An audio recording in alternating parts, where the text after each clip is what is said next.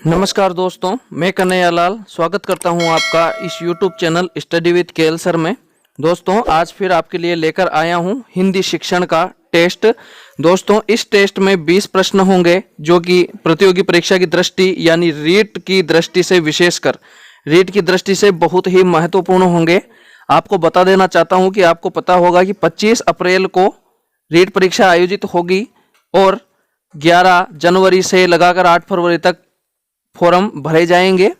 तो बिल्कुल आपको बहुत जोर शोर से तैयारी चालू कर देनी चाहिए।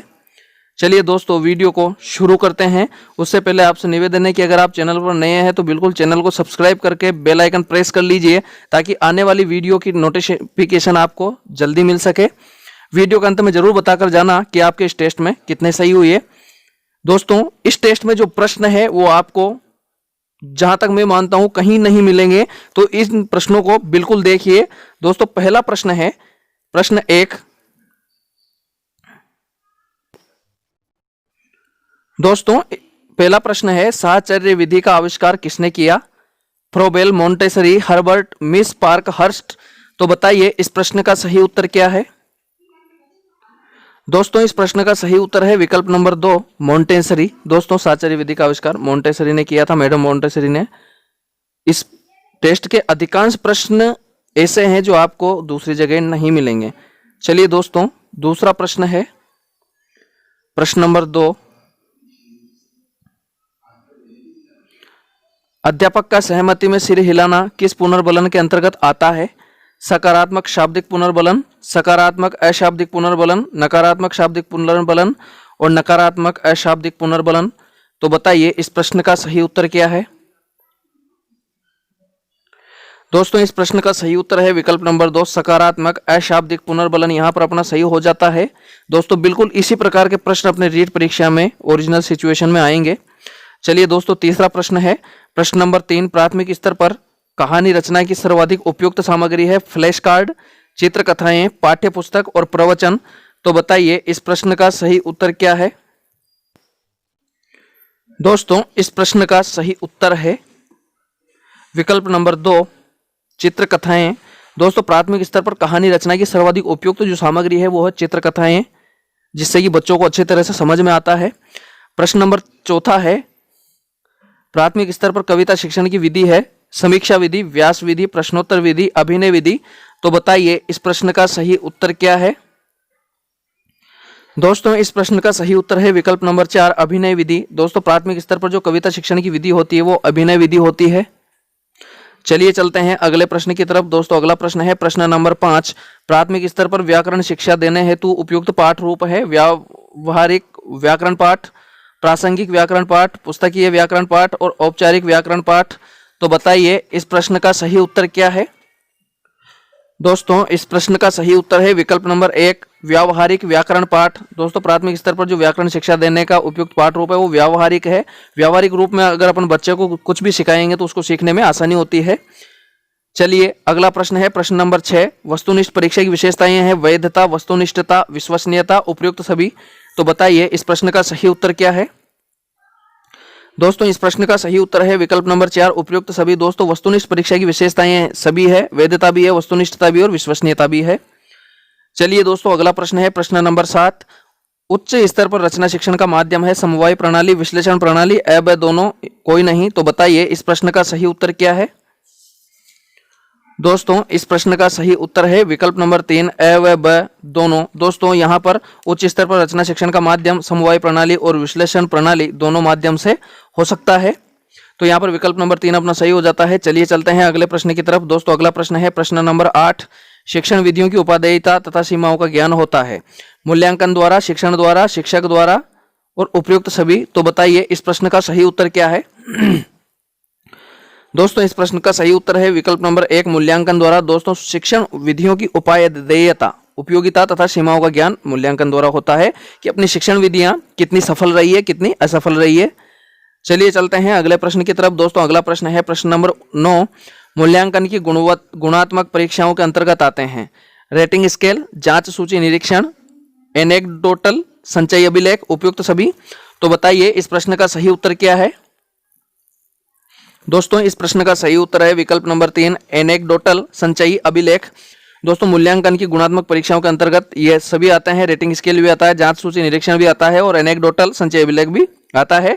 तो यहाँ पर विकल्प नंबर 4 अपना सही हो जाता है, ये सभी आते हैं इसमें। चलिए चलते हैं अगले प्रश्न की तरफ।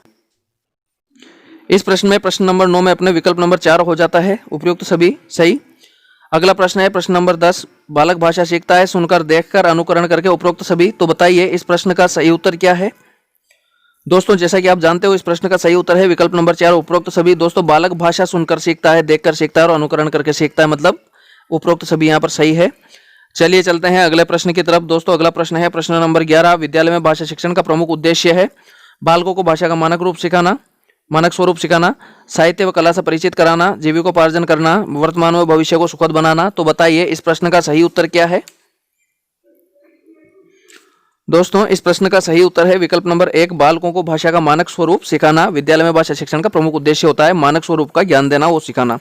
तो विकल्प नंबर 1 अपना सही हो जाता है। चलिए चलते हैं अगले प्रश्न की तरफ। दोस्तों अगला प्रश्न है प्रश्न नंबर 12, बालक के व्यवहार के प्रमुख पक्ष हैं ज्ञानात्मक, भावात्मक, ज्ञानात्मक क्रियात्मक, भावात्मक क्रियात्मक और ज्ञानात्मक भावात्मक क्रियात्मक। तो बताइए इस प्रश्न का सही उत्तर क्या है। दोस्तों इस प्रश्न का सही उत्तर है विकल्प नंबर 4, ज्ञानात्मक, भावात्मक, क्रियात्मक। दोस्तों बालक के व्यवहार के प्रमुख जो पक्ष होते हैं वो होते हैं ज्ञानात्मक, भावात्मक, क्रियात्मक।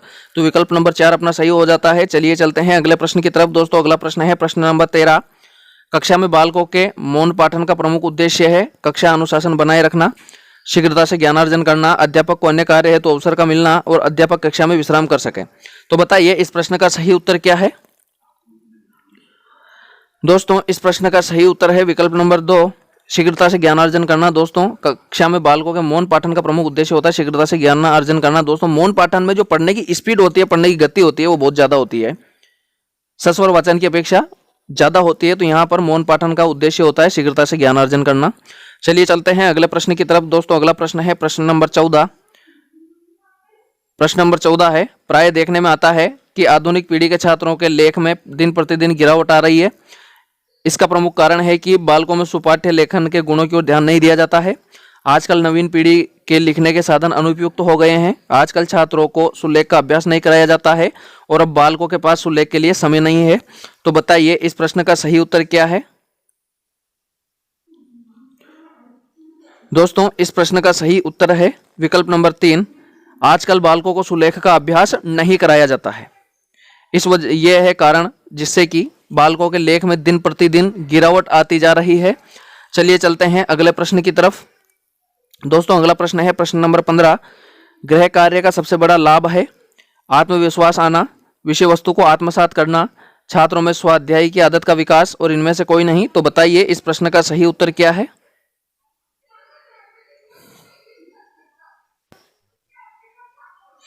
दोस्तों विकल्प यहाँ पर प्रश्न नंबर 15 का सही उत्तर है विकल्प नंबर 3, छात्रों में स्वाध्याय की आदत का विकास करना। दोस्तों गृह कार्य का सबसे बड़ा लाभ होता है कि छात्रों में स्वाध्याय की आदत का विकास करना। गृह कार्य घर पर जब छात्र कार्य करते हैं तो इससे उनमें स्वाध्याय की आदत का विकास होता है।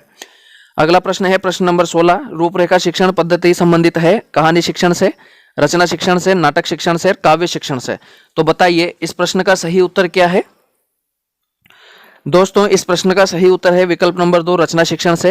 दोस्तों रूपरेखा शिक्षण पद्धति रचना शिक्षण से संबंधित है तो यहाँ पर विकल्प नंबर 2 अपना सही हो जाता है।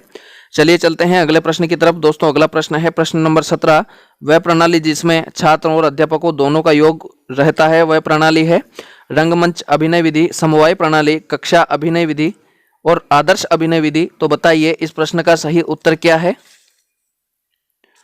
दोस्तों इस प्रश्न का सही उत्तर है विकल्प नंबर 2, समवाय प्रणाली। दोस्तों वह प्रणाली जिसमें छात्र और अध्यापक दोनों का योग रहता है वह समवाय प्रणाली होती है। चलिए चलते हैं अगले प्रश्न की तरफ। दोस्तों अगला प्रश्न है प्रश्न नंबर 18, नाटक शिक्षण की उपयुक्त विधि है कक्षा अभिनय प्रणाली, रंगमंच प्रणाली, अर्थबोध प्रणाली, व्याख्या प्रणाली। तो बताइए इस प्रश्न का सही उत्तर क्या है। दोस्तों इस प्रश्न का सही उत्तर है विकल्प नंबर 1, कक्षा अभिनय प्रणाली। दोस्तों नाटक शिक्षण की सबसे अच्छी प्रणाली जो है वो होती है कक्षा अभिनय प्रणाली। यहाँ पर विकल्प नंबर 1 अपना सही हो जाता है। चलिए चलते हैं अगले प्रश्न की तरफ। दोस्तों अगला प्रश्न है प्रश्न नंबर 19। प्रश्न नंबर 19 है दोस्तों, श्रवण पठन लेखन आदि किस उद्देश्य के अंतर्गत आते हैं। भावात्मक उद्देश्य, ज्ञानात्मक उद्देश्य, सृजनात्मक उद्देश्य और कौशलात्मक उद्देश्य। तो बताइए इस प्रश्न का सही उत्तर क्या है। दोस्तों इस प्रश्न का सही उत्तर है विकल्प नंबर 4 कौशलात्मक उद्देश्य। दोस्तों श्रवण, पठन, लेखन आदि कौशलात्मक उद्देश्य के अंतर्गत आते हैं, तो यहाँ पर विकल्प नंबर 4 अपना सही हो जाता है। चलिए चलते हैं अगले प्रश्न की तरफ। दोस्तों अगला और आखिरी 20वां प्रश्न। उससे पहले आपसे निवेदन है कि अगर आपको वीडियो पसंद आए तो ज्यादा से ज्यादा लाइक करें और ज्यादा से ज्यादा शेयर करें, ताकि सभी रीट परीक्षार्थियों को इस टेस्ट सीरीज का लाभ मिल सके। दोस्तों 20वां प्रश्न है, प्रश्न नंबर 20 आखिरी जो है, शिक्षार्थी बिना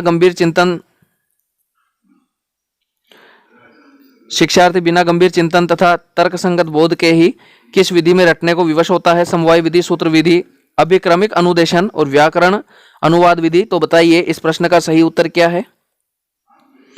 दोस्तों इस प्रश्न का सही उत्तर है विकल्प नंबर 2 सूत्र विधि। दोस्तों सूत्र विधि में बच्चा जो बालक होता है वो रटने पर मजबूर होता है, तो यहां पर अपना विकल्प नंबर 2 सही हो जाता है, सूत्र विधि। चलिए दोस्तों आज के लिए इतना ही, मिलते हैं जल्दी ही नए वीडियो नए टेस्ट में, तब तक के लिए नमस्कार।